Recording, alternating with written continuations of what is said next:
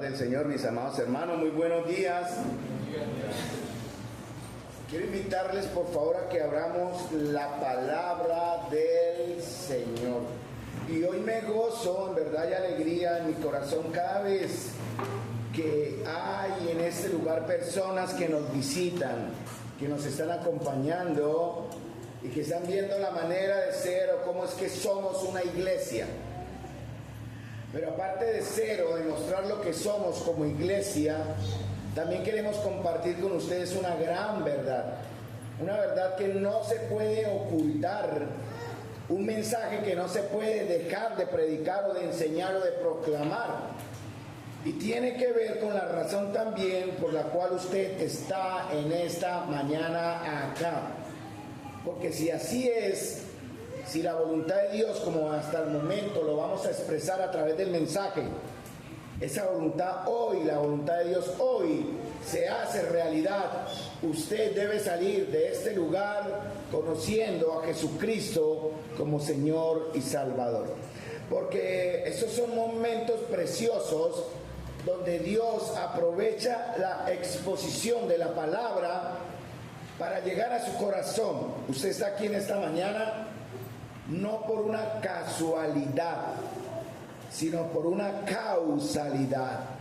En realidad usted está aquí en esta mañana porque el Señor le trae para que escuche palabras de vida eterna. Y estamos viendo, vamos a 1 Tesalonicenses capítulo 2. Esta no es mi voz natural, tengo que hacer un esfuerzo. Espero me estén escuchando bien, fuerte y claro. Y estamos viendo la historia o la presentación en una carta muy preciosa que el apóstol Pablo le escribió a una serie de cristianos recién convertiditos. Esta iglesia de Tesalónica, pero perfecto, tengo doble porción. Gracias, Francisco. Esta iglesia de Tesalónica fue guiada por Pablo a que conocieran una gran verdad. Y ellos llegaron a conocer al Señor de una manera tan real, tan transformadora, que al año y medio, casi 2 años, ellos estuvieron dando un resultado. Y Pablo les escribe una carta, porque a pesar de la juventud de esta iglesia, hubo personas que entraron a esa iglesia y los quisieron robar. Y no robar en el aspecto de quitar lo material, porque en realidad ellos, al haber creído, tiempo después también perdieron incluso sus bienes materiales. Pero hubo personas que entraron a la comunión para robarles la esperanza. Entonces Pablo les escribe esta carta, una carta para animarles a que no pierdan la esperanza. ¿Y cuál es la esperanza que Pablo habla en toda la carta? Hablamos al descanso de una pregunta que me hicieron de por qué celebramos la cena, por qué la celebramos de esta manera. Y yo le estaba explicando a quien me preguntó que estamos en obediencia al mandamiento del Señor y a la ordenanza. El Señor dejó 2 ordenanzas. Una, hagan estas cosas en memoria de mí. Cada primer día de la semana, nosotros, al igual que los hermanos en Tesalónica, nos reunimos para recordar y celebrar en una simbología del pan y el vino el sacrificio del Señor. Pero también nos reunimos para llenarnos de esperanza, porque cuando Él instauró o dio el mandamiento de hagan estas cosas en memoria de mí, dio una promesa.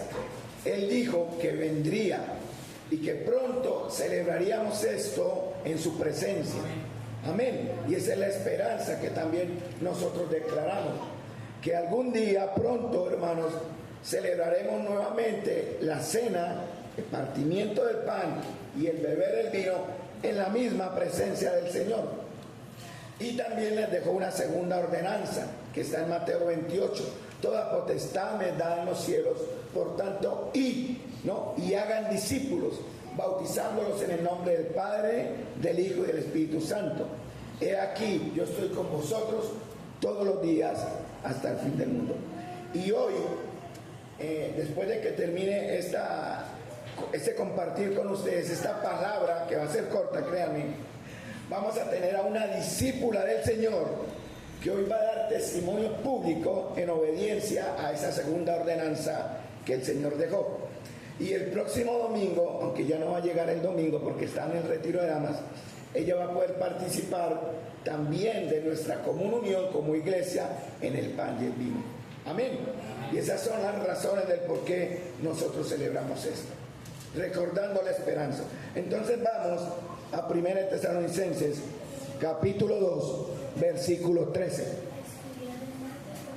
Aquí donde estamos, y Pablo en cada capítulo de esta carta le recuerda que hay una esperanza, que en realidad lo que hacemos es reflejando el amor y la presencia de Dios en medio de nosotros. No es un ritual cristiano, no es un ritual religioso, y esperamos que quienes nos acercamos a celebrar y reunirnos como una iglesia lo hagamos de una manera consciente, entendiendo por qué lo hacemos y a quién lo hacemos. Entonces Pablo da gracias por varias cosas. Vamos a 1 Tesalonicenses 2:13. Hay otro texto en 2 Tesalonicenses 2:13, que es la siguiente carta, y hay otro texto en 1 Tesalonicenses 1:5-6. Esos tres textos. Y Pablo estaba dando gracias a Dios por tres cosas. Hoy vamos a ver la tercera. Ya vimos la primera, ¿cuál fue? Y Pablo dice en el capítulo 2, versículo 13 de primera carta, dice: por lo cual también nosotros, sin cesar, damos gracias a Dios. Pablo da gracias en el capítulo 2, 13, en el capítulo 1, verso 2, para llegar al 4 que les dije ahora, y en 2 Tesalonicenses 2:13 también da gracias. Pablo da gracias a Dios, nosotros damos gracias a Dios, y la iglesia debe dar gracias a Dios por la forma en que Él ha obrado en medio de nosotros. Y Pablo daba gracias al Señor, 1 Tesalonicenses 2:13, para que me sigan, por lo cual también, dice Pablo, sin cesar damos gracias a Dios. ¿De qué? De que cuando ustedes recibieron la palabra de Dios, que oyeron de nosotros, y espero que quienes hoy ahora estén recibiendo la palabra de Dios que se cantó en la alabanza, que ustedes vieron en la presentación de los hermanos y que ustedes van a oír a continuación, la reciban igual como la recibieron los de Tesalónica. Dice, de que cuando ustedes recibieron la palabra de Dios que oíste de nosotros, la recibisteis no como palabra de hombres, sino según es en verdad la palabra de Dios. Usted tiene en sus manos algo que es glorioso y eterno. No es el Corán del Islam, no es el Veda de los hindúes, es la palabra de Dios que vive y permanece para siempre. Estas letras que están aquí fueron impresas humanamente, ¿verdad?, en una imprenta moderna, pero el pensamiento que sale de estas palabras viene directamente del sentir de Dios para ustedes. Y Pablo daba gracia de eso. Doy gracias que cuando ustedes oyeron la palabra de Dios, no oyeron como una voz de hombre, sino entendieron: ah, esa es una palabra de Dios, eso viene de Dios directamente. Pablo daba gracias por eso, porque en el capítulo 2, versículo 13, también Pablo enseñaba otra gran verdad. No solamente de que el Señor nos ha convencido por medio de su palabra, que su palabra es su palabra, sino que Él también utiliza instrumentos humanos. Él va a usar herramientas. Por eso Él dejó la segunda ordenanza: vayan y hagan discípulos. No que los sumen a una iglesia, no que los hagan religiosos, sino que los hagan verdaderamente seguidores de Jesús. Y cuando ellos verdaderamente sean seguidores de Él, de Jesús, bautícelos. Y después de que sean bautizados, se incluyen en la iglesia. Y después de que son incluidos en la iglesia, se les sigue enseñando para que crezcan de una manera efectiva, como vimos en Efesios capítulo 4, versículo 11 y 12, ¿no? Para que crezcamos en la unidad de la fe y en el conocimiento del Hijo de Dios. Esas son dos tareas. Ustedes ahora están recibiendo enseñanza en la verdad de Dios, pero esto para aquí, o no debería parar aquí, mejor dicho. Yo termino mi presentación, pero le corresponde a usted, en base a lo que está recibiendo ahora, ir y buscar más para conocer a aquel que hoy puede ser su Salvador, para crecer en el conocimiento del Hijo de Dios. Y Efesios da una razón, para que no sean personas volubles ni llevadas de aquí para allá por enseñanzas mentirosas, religiosas, aparentemente buenas, pero que los llevan a la perdición y a la condenación. Yo les presento la palabra de Dios, y es Dios quien está hablando, porque Pablo daba gracias por eso, por la obra del Espíritu de Dios. Miren lo que dice en el capítulo 1, verso 2, dice, la palabra viene de Dios, ¿cierto? Ustedes reciben ahora palabra que viene de Dios. Y la palabra que viene de Dios, dice también, es verdad, ¿no? En el capítulo 2, versículo 13, dice que es, según verdad, palabra de Dios. Y no solamente usted va a darse cuenta hoy de que es palabra de Dios, que viene de Dios, sino que lo va a transformar. Porque dice Pablo al final de este texto también, la palabra de Dios, la cual actúa en vosotros los creyentes. Esa palabra que usted tiene ahí debe llevarlo a un cambio. Y no porque yo lo diga, yo solo soy un instrumento, un medio. Pero el Señor, como dice en 1 Tesalonicenses capítulo 1, vayamos atrás un capítulo, versículo 5, dice, pues nuestro evangelio no llegó a vosotros en palabras solamente, sino también como en poder, ¿y qué más? En el Espíritu Santo, ¿y qué más? En plena certidumbre. Miles de personas han muerto por tener certidumbre de que lo que ustedes tienen es la palabra de Dios. Miles han muerto por decir que la palabra de Dios es palabra de Dios y que transforma. Usted puede en el Islam ser convertido al cristianismo. Se le prohíbe evangelizar. En el momento en que usted, como un cristiano que se acepta y paga tributo al Islam para practicar su fe, en el momento en que usted, y doy un ejemplo real, es llevado a las aguas del bautismo, cualquier creyente en el Islam o musulmán puede matarle y no ser acusado por la ley de esto, porque en su ley, en su mentira, ellos solo quieren que todas las personas reciban la verdad de Mahoma y la verdad del Islam, pero no la verdad de Cristo. Y eso puede pasar en muchas otras culturas y pasa en otras culturas. Entonces usted debe hoy tener plena certidumbre y convicción. Estemos atentos acá. Plena certidumbre y convicción. Pero el Señor va a usar, obviamente, elementos humanos. ¿Saben una cosa? La palabra de Dios que convenció a los de Tesalónica los llevó a algo maravilloso, porque ellos entendieron que estaban viviendo una vida que no agradaba a Dios.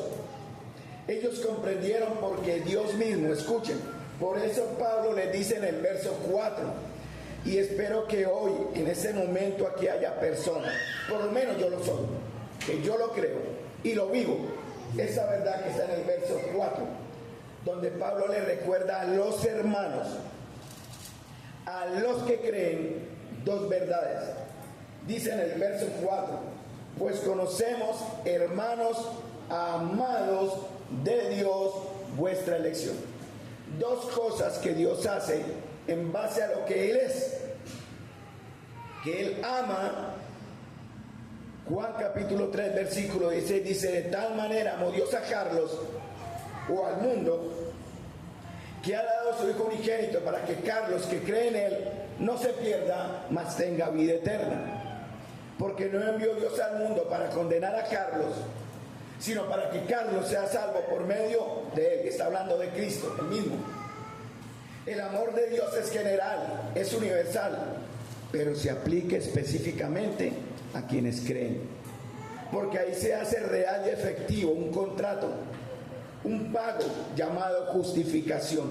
Por eso el Señor dice acá: conocemos, amados hermanos de Dios, vuestra elección.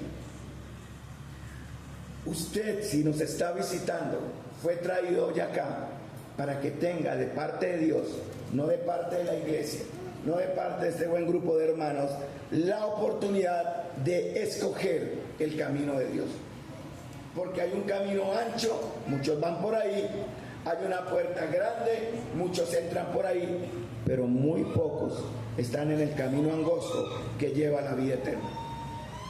Hoy día, ahora, Dios le da a usted la oportunidad de que sea ahora, perdonen la redundancia, hagan realidad ese plan divino que, conociendo su decisión, le da hoy la oportunidad de creer. Y ellos hicieron algo maravilloso que está en el verso 9 del capítulo 1, porque ellos mismos cuentan de nosotros la manera en que nos recibisteis y cómo os convertisteis de los ídolos a Dios.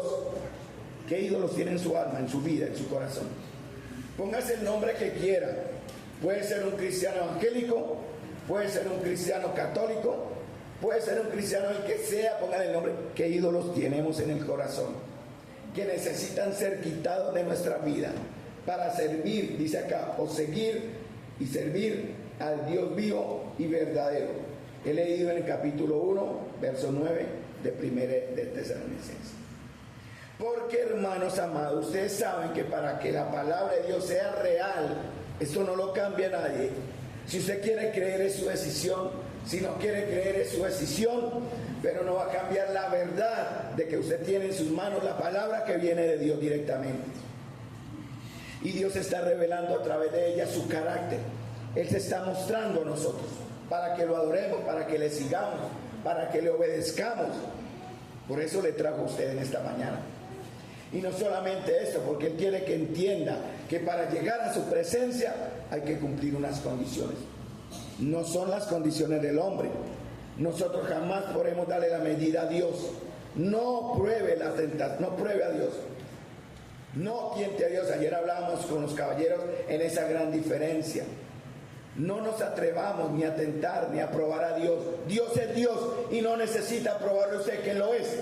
Pero no lo tentemos rechazando la obra que Él está haciendo ahora en sus corazones, rechazando la verdad que usted está leyendo, el pensamiento de Dios, y tomando decisiones que en realidad le van a llevar a la condenación y a la muerte en la cual ya está. Usted necesita ser sacado de esa condenación y muerte. Eso es lo que Él quiere. El cielo está lleno de personas imperfectas.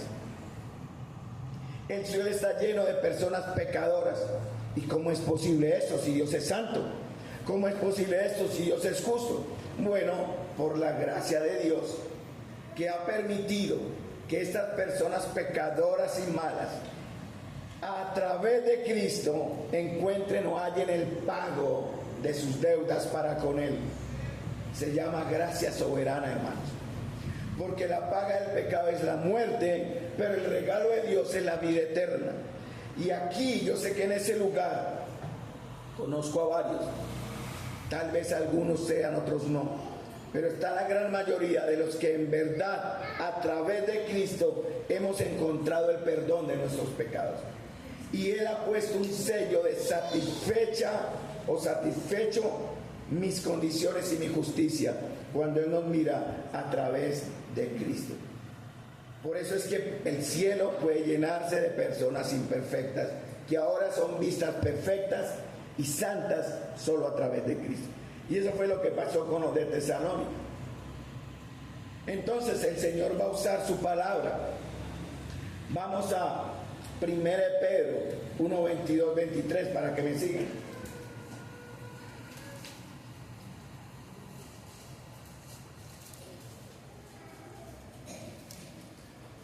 Francisco le puede ayudar a Isabela para que encuentre. Mientras Isabel aprende Génesis, porque sería muy fácil estar cantando siempre el canto. Génesis, sexo, Levítico, número, y llegar al final, pero bueno, Primera de Pedro está, ¿listo? Listo. Entonces, Primera de Pedro 1, 22 y 23. Miren lo que dice Pablo de la palabra de Dios. Y dice Pablo de la palabra de Dios, dice que ustedes o vosotros, porque se refiere también a nosotros, han purificado sus almas, ¿sí? ¿Leen ahí? ¿Me están siguiendo? ¿Cierto? Habiendo purificado, porque él se refiere a los cristianos. Usted vaya preguntándose si en verdad ha sido purificado, porque Pedro le dice, ustedes han purificado, han limpiado sus almas por la obediencia a la verdad. ¿Cuál es la verdad? La verdad que usted tiene en sus manos. Y esta obediencia a la verdad ha sido por medio de alguien. ¿Con quién? Mediante el Espíritu, que Él está aquí en esta mañana. Él está presente, Él está hablando a usted. ¿De qué manera? No sé. En medio de sus situaciones, no sé. Pero créanme que si usted no es de Cristo, Él le está hablando a usted hoy. Y dice, ustedes han purificado o santificado, preparado sus almas por la obediencia a la verdad mediante el Espíritu. ¿Con qué propósito? Dice, para el amor no fingido. Dice Pedro, entonces ustedes ámense unos a otros. ¿De qué manera? Entrañablemente. ¿Y de qué otra manera? De corazón puro. Dos formas. Entrañablemente es profundamente, con un corazón puro. Pero esto no va a ser posible si no hemos sido renacidos. Miren lo que dice en el verso entonces 23. Siendo renacidos, no de una semilla que se daña, sino de una semilla que no se daña. ¿Cuál es? Una incorruptible. Dice, siendo renacido, quiere decir, ustedes pueden nacer de nuevo delante de Dios por la palabra de Dios que vive y permanece para siempre. Entonces Pablo daba gracias a Dios por eso, que él había traído convicción a la vida de estas personas que unos meses atrás, antes de que Pablo llegase a sus vidas, adoraban ídolos, sacrificaban a ídolos, morían por sus ídolos. Pero ellos, cuando creyeron, se convirtieron y volvieron a Dios y dejaron sus ídolos. Esta es la obra de Dios, hermanos amados. No estamos hablando de religión, no estamos hablando sino de una relación personal de cada uno de ustedes a través de la palabra que nos presenta entonces a Cristo.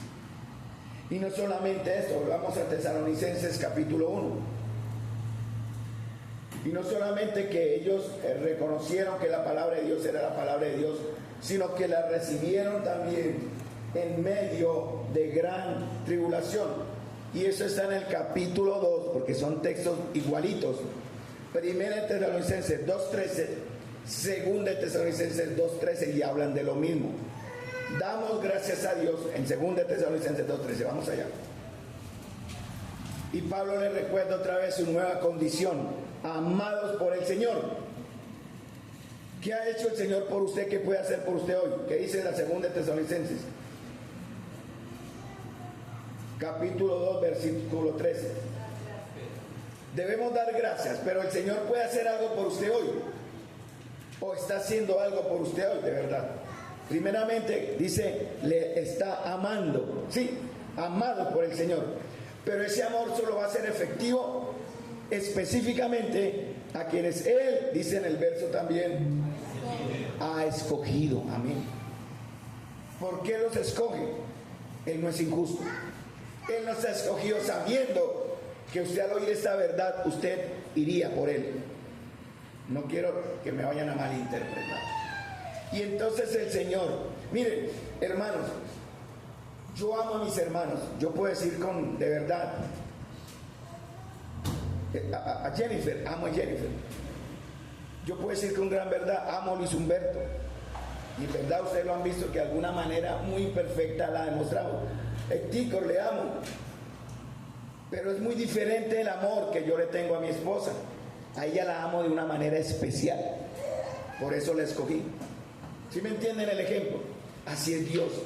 Él ama toda su creación de una manera específica porque Él es amor, pero va a mostrar su amor más directamente con aquellos que creerán en Él por medio de Cristo. Es un amor especial. Por eso Pablo decía: damos gracias a Dios respecto a ustedes, hermanos amados por el Señor, de que ustedes han sido escogidos desde el principio para salvación. ¿Por qué? Porque Dios sabía que lo iría a traer a usted acá hoy. Le está dando la oportunidad hoy, le está dando la palabra hoy, para que usted en su corazón escoja por Cristo. Y dice, ¿qué más? Él usa una manera, Él usa un medio. ¿Cuál es el medio? La santificación por el Espíritu. ¿Qué más? La fe en la verdad. ¿Qué más? El Evangelio. ¿Qué más? La gloria que alcanzaremos de parte de Él cuando lleguemos a su presencia. Muchas cosas para dar gracias, ¿no? Que hemos sido amados por el Señor, de que el Señor nos ha escogido desde el principio, de que somos santificados por el Espíritu. Eso significa que el Espíritu directamente le habla a usted en esta mañana, que tenemos la fe en la verdad, que Él nos llamó por el Evangelio y que también alcanzaremos pronto su gloria. Porque, hermanos, solamente los que hemos creído alcanzaremos su gloria, y aquellos que no han creído irán a condenación. Y vuelvo y repito, no es creer en una religión, rituales, sacrificios que a nada conducen, que son solamente una representación del verdadero sacrificio llamado el Cordero de Dios, que quita el pecado del mundo. En Juan capítulo 3, yo mencioné el verso. Juan capítulo 3, versículo 16, ¿cierto? Lo conocemos, ¿verdad? Amén. ¿Cuántos de ustedes pagan arriendo? ¿Cuántos de ustedes pagan arriendo? Cuando usted llega a una casa arrendada, usted firma un contrato, ¿cierto? ¿Ustedes han leído la letra pequeña? ¿Sí? Ay, perfecto. Yo nunca he leído la letra pequeña. Espero no hallarme con sorpresa, ¿no? Pero hay letra pequeña que usted debe leer con cuidado. Bueno, el Señor aquí en Juan capítulo 3 muestra el contrato de Él, pero Él no tiene letras pequeñas, Él advierte directamente. Juan capítulo 3 es el contrato de Dios para mí, para usted. Y dije Juan capítulo 3, y ya lo leí y lo debemos conocer, porque, ¿me ayudan? De tal manera amó Dios al mundo que ha dado a su Hijo unigénito, para que todo aquel que en Él cree no se pierda, mas tenga vida eterna. ¿Qué más? Porque no envió Dios a su Hijo al mundo para condenar al mundo, sino para que el mundo sea salvo por Él. Ahora miren lo que aparentemente sería la letra pequeña, pero Él no la tiene en letra pequeña. Él advierte, verso 18, el que en Él cree no es condenado, pero el que no cree ya ha sido condenado, porque estamos alejados y separados de la presencia de Dios. Lo estamos viendo en el estudio de Romanos. Pero el Señor, en su infinita misericordia, con su gran amor, con el gran amor con que nos amó, permite que a través de Cristo y en su gracia nosotros entremos a ser los beneficiarios de este buen contrato, para no ser de aquellos que no hemos creído. Verso 36 del mismo capítulo de Juan 3. El que cree en el Hijo, no el que cree en la religión evangélica, no el que cree en la religión musulmana, no el que cree en la fe católica o de otro nombre, póngale el que quiera, no importa. El que cree en el Hijo, ¿qué dice? Verso 36, ¿qué tiempo verbal está, hermanos? Presente. Si usted cree hoy tendrá vida eterna. Pero el que rehúsa creer en el Hijo, en el Hijo, no verá la vida, sino que la ira de Dios está sobre él. Juan 5:24.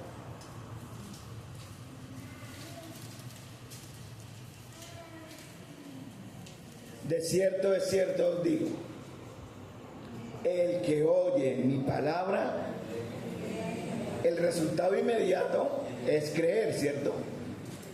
Pero habrá muchos acá que no creerán. Es su decisión. Dios es soberano. Él sabe quiénes sí van a decirle a él sí. Cuando yo me casé, cuando estábamos en la ceremonia de matrimonio, yo vi entrar a mi esposa vestida de blanco, hermosa, gloriosa, y bueno, todos los adjetivos que se le imaginan a uno en ese momento. Y yo me acuerdo que una de las cosas que yo pensé, pero fue muy fugaz, fue muy rápido, realmente no le eché mucha mente. Pero yo me acuerdo que una de las rápidas como dudas que entraron en el momento es, ¿me dirá que sí? Fue algo rápido, ¿no? Ella ya venía de blanco, pero el susto era que cuando Marta, deseas aceptar a Carlos, ¿qué hubiera pasado si hubiera dicho no? Fue algo tan fugaz. Gracias a Dios, dijo sí. Y yo le dije sí a ella. Pero el Señor aquí dice, de cierto es cierto te digo, el que oye mi palabra y cree, mire, Él espera su sí hoy.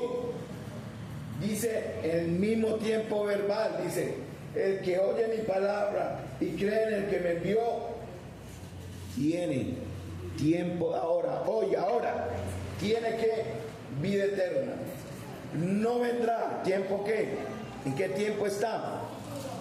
Futuro. No va a venir a condenación porque ha pasado. ¿En qué tiempo está? Pasado, ¿no?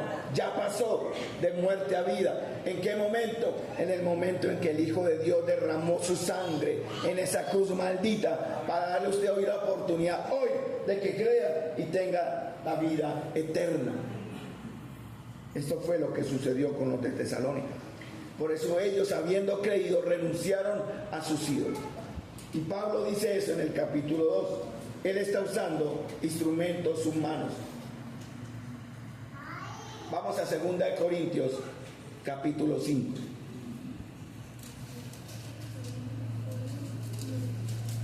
Para terminar, hoy por el bautismo, o por el bautizo de nuestra amada hermana Karina, tienen ustedes el privilegio de oír una versión condensada del mensaje de Karina.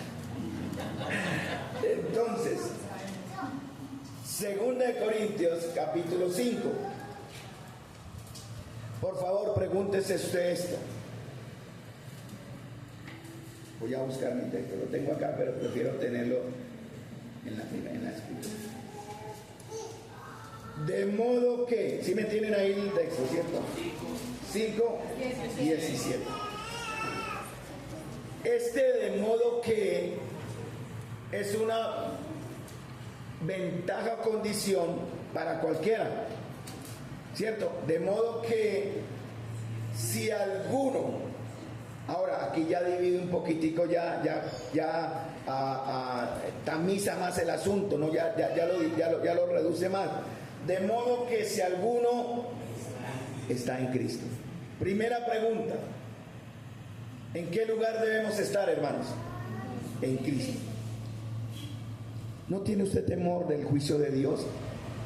¿No teme usted hoy que si muere, ¿dónde abrirá sus ojos? La muerte no es el sueño donde todo termina. La muerte es inmediata. Usted abrirá sus ojos en condenación. Como dice Mateo, en el lugar donde el fuego no apaga, donde el gusano nunca muere. Cuando usted muere no duerme y ahí murió como mueren los animales, sin conciencia, eso es mentira. Cuando usted muere inmediatamente, sus ojos abrirán. ¿En qué lugar? ¿En dónde?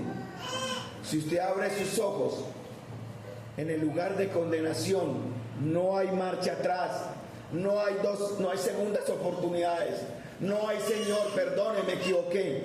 Él está dando hoy la oportunidad de que usted esté seguro de que está en Cristo. Y mire la característica. De modo que si alguno está, porque si usted muere estando en Cristo, ¿dónde vamos a abrir nuestros ojos? La muerte, el aguijón de la muerte ha sido quitado.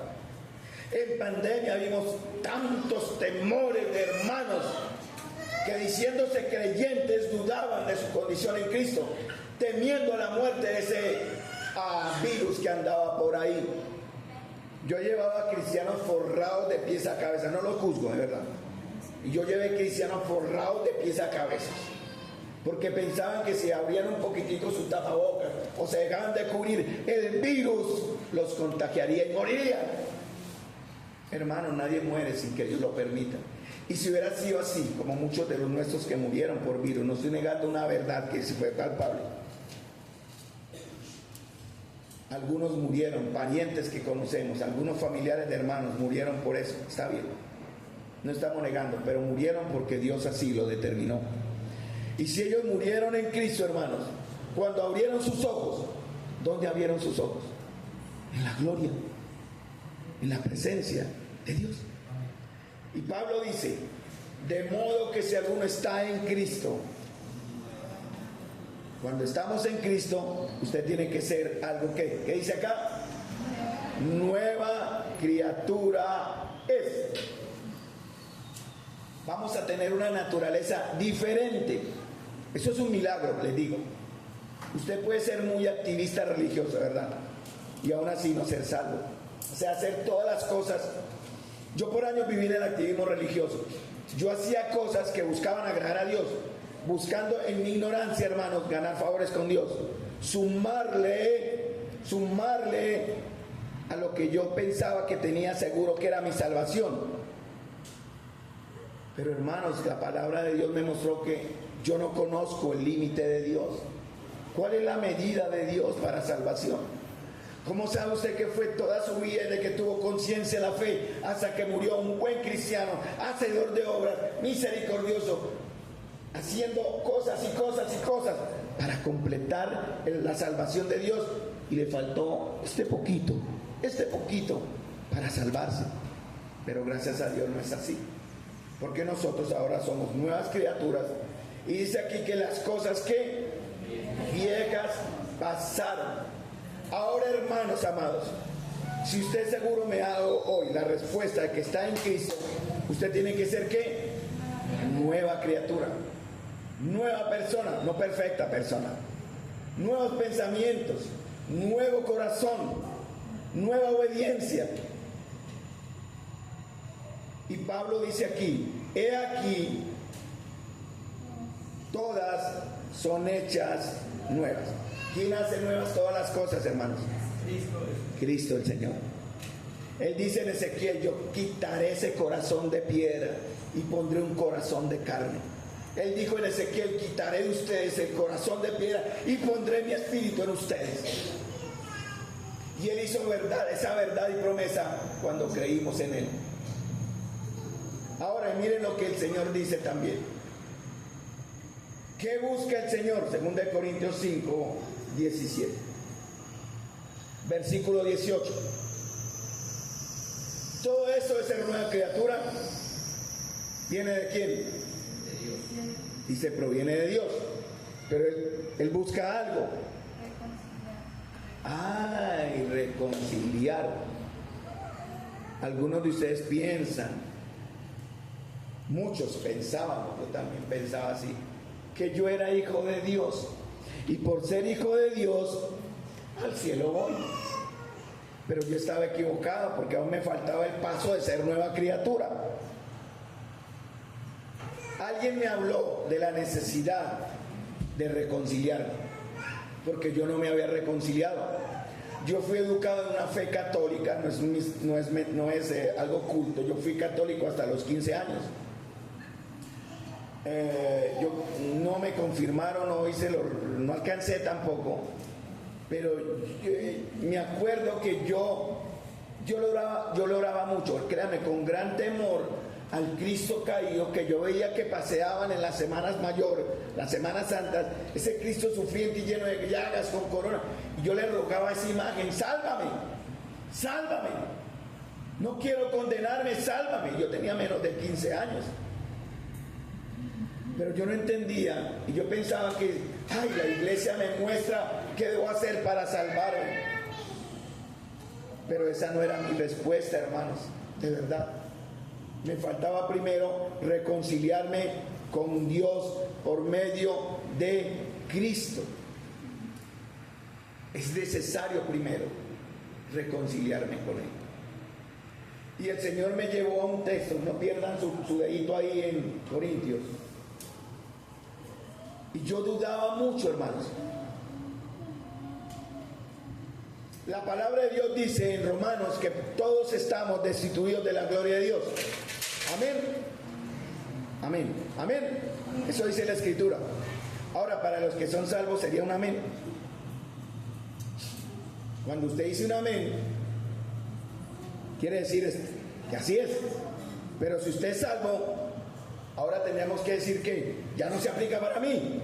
De modo que si alguno está por cuanto todos pecaron, están destituidos de la gloria de Dios. Eso es una verdad, amén. Pero gracias a Dios yo ya no. Gracias a Dios ya no digo amén a eso. Porque el Señor ya me restituyó de nuevo. Ya al que había sido el que estaba lejos lo acercó. Al que era enemigo lo hizo su amigo. Al que estaba muerto le dio la vida.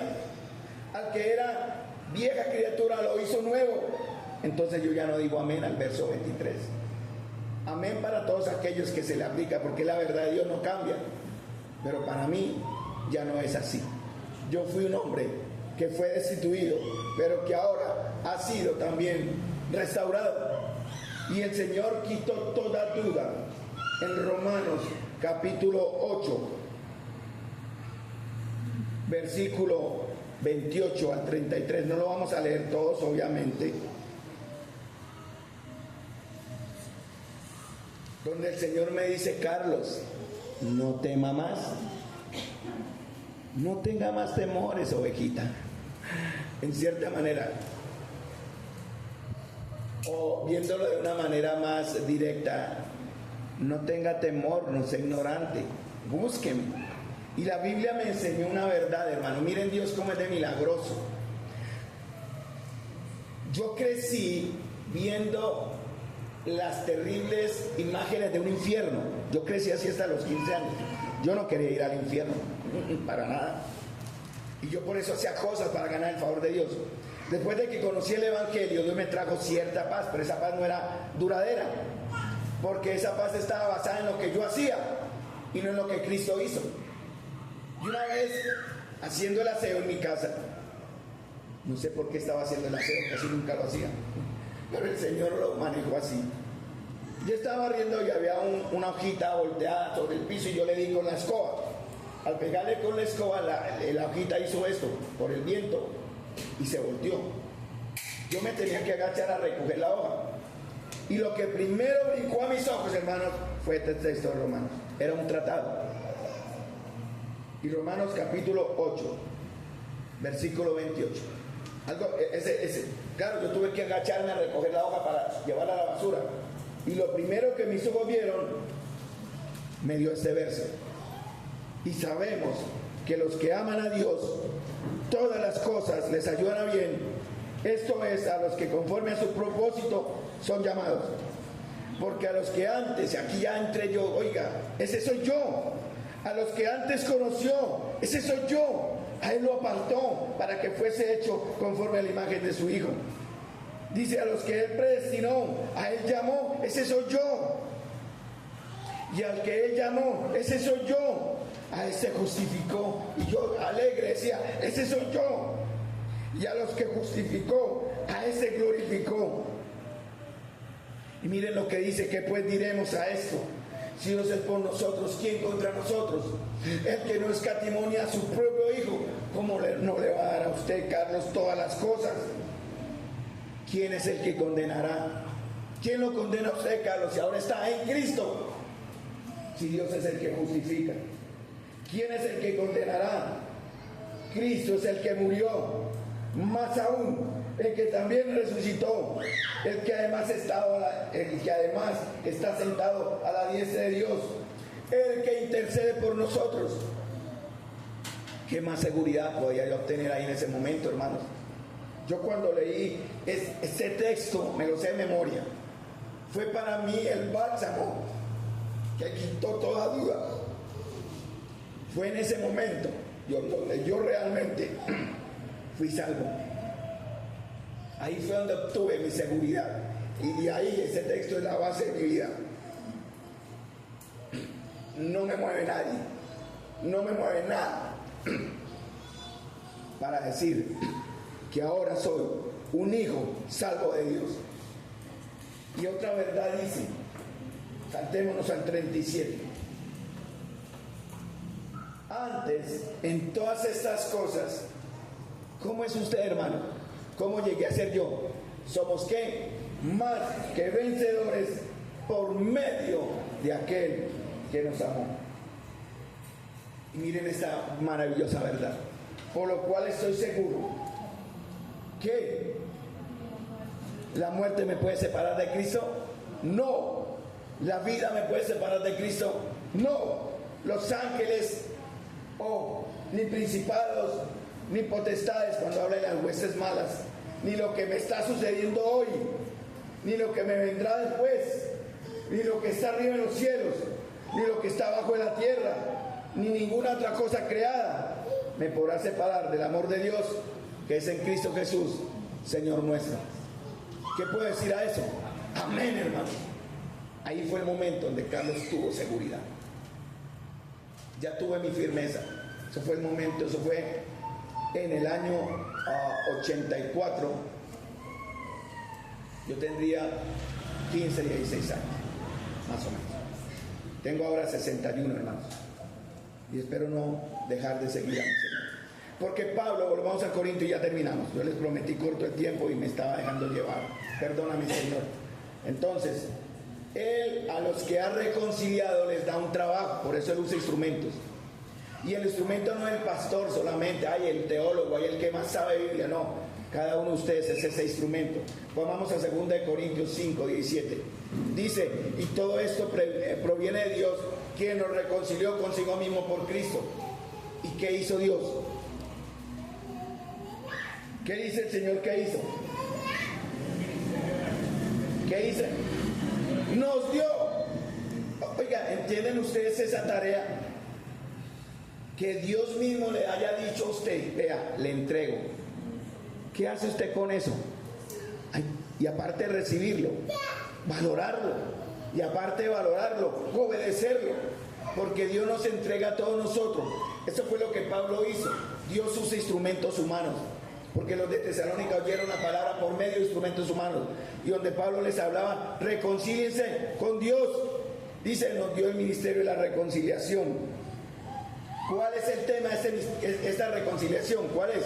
Que Dios estaba en Cristo reconciliando consigo al mundo. El que fue ofendido es el que satisface la ofensa del ofensor, cuando siempre es al contrario, ¿no? El que ofende calma al ofendido.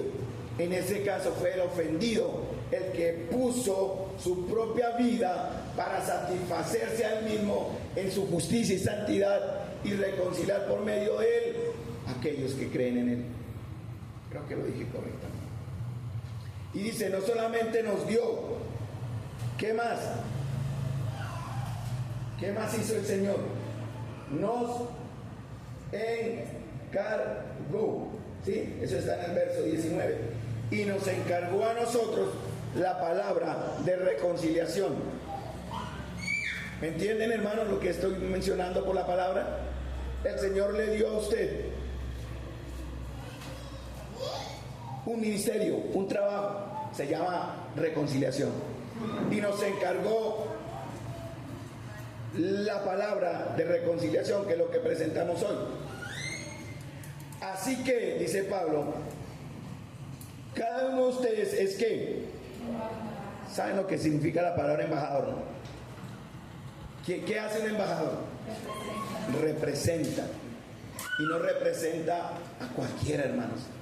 Estamos representando al Rey de Gloria, al Santo, al Sublime, al Eterno, al Puro, al Soberano, al Justo Dios, que por medio de Cristo nos ha hecho nuevos ahora y nos da esa gran responsabilidad de enseñarles a ustedes la verdad.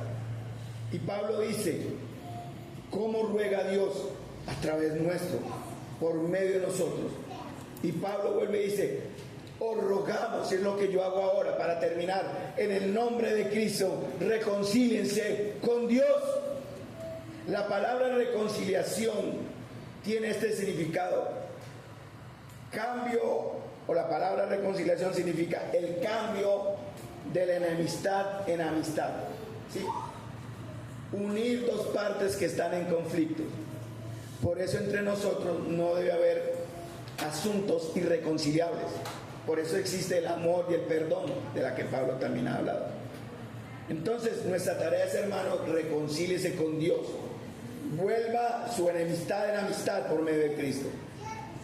Usted está en lucha con Dios, no podrá ganar, no vencerá. Salmo 2 dice que Dios se reirá de aquellos que dicen que en verdad le ganarán a Dios. No se engañen. Él está dando a usted esta oportunidad. Porque el amor de Dios no ha disminuido, hermanos. Ese amor no cambió a pesar de que el hombre cayó en pecado.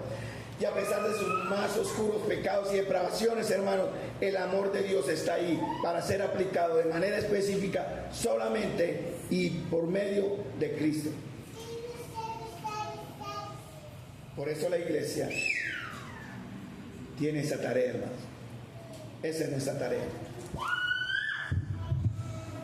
Ese es ahora nuestro trabajo. No como algunos mentirosos que enseñan, venga al altar, venga, siémbrele al altar. Entre más usted da, más recibe, ¿no? No hay que, ustedes me entienden, hay muchas mentiras rondando en el mundo cristiano, pero aquí mostramos la verdad de Dios, que es seguir directamente en una obediencia real, honesta y sincera a nuestro Señor y Dios. Mateo 4:23. Lo voy a leer en la Nueva Traducción Viviente, para los que tienen esa versión. Cuando usted viene, hermanos, por eso el púlpito, hermanos amados, aquí este lugar no es experimental, no es un laboratorio, solamente pueden enseñar según la Escritura los ancianos y a los que ellos deleguen, porque ellos tienen el ministerio de la palabra y la oración. Sin embargo, cuando usted viene a oír aquí al pastor o al hermano que tiene el don, porque también los que tienen el don serán traídos acá, usted no debe venir porque predica tal hermano o este hermano o aquel hermano. Venimos acá, hermanos, porque venimos con la esperanza de oír la voz de Dios, de escuchar con oído atento y venir con la disposición de obedecerle al Señor. Ya vamos a Marcos 4:23. Hermanos, no nos congregamos los jueves, ni los sábados, ni los domingos, porque el hermano Carlos quiere, o para hacer un estudio bíblico en grupo, o para orar en grupo, que son cosas importantes, obviamente. La verdadera razón por la cual hoy estamos acá, hermanos, es para escuchar la voz de Dios a través de su palabra. Dice Marcos 4:23, Nueva Traducción Viviente. Marcos, perdón, corrijo, Marcos. Disculpe. El que tenga, mire el Señor lo que le dice a usted hoy. El que tenga oídos para oír, Marcos 4:23. En la Reina Valera un poquitico, pero diferente, pero no, el sentido es lo mismo. Y en la Nueva Traducción Viviente me da unos términos más entendibles. Dice el Señor, escuche bien, el que tenga oídos para oír debería escuchar y entender. Presten mucha atención a lo que oyen.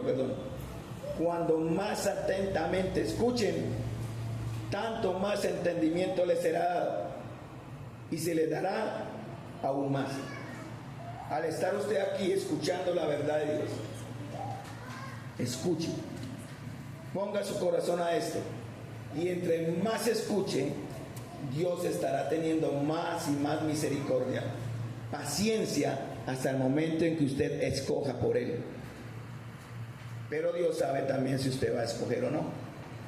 Su paciencia también tiene un límite. No tentemos a Dios. No probemos a Dios. Escuche la palabra que ha sido presentada hoy. La palabra que los lleva a convertirse en los cielos al Dios vivo y verdadero. Y decida ahora por Cristo. ¿De qué manera decide usted por Cristo? Caramba, si yo pasara aquí a alguien y le impusiera las manos, ¿sería salvo? No, hermanos, es un ritual. Si yo le entrego un papelito, vea, leas esta oración en la casa, ¿será salvo? No. La salvación viene cuando usted conscientemente, sabiendo que se presenta delante de Dios, le dice: perdóname, nada más, perdóname, he pecado, perdóname, hazme como uno de tus hijos, perdóname, vuelvo a ti, Señor, reconcíliame, perdóname. Recibo la obra de Cristo en mi corazón. No importan las palabras, el Señor entiende su corazón. Creo en ti, Señor, ahora, perdóname, nada más, no tiene que hacer más.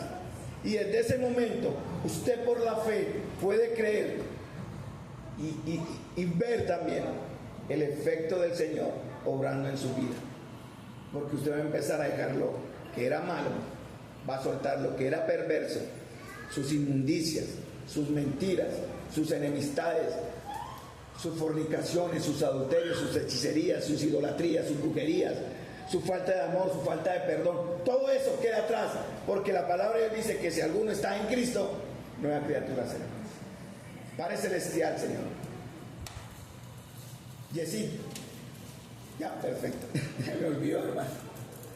Padre Celestial, Señor, te damos las gracias por la oportunidad tenida ahora, Señor, de poder presentar esta verdad.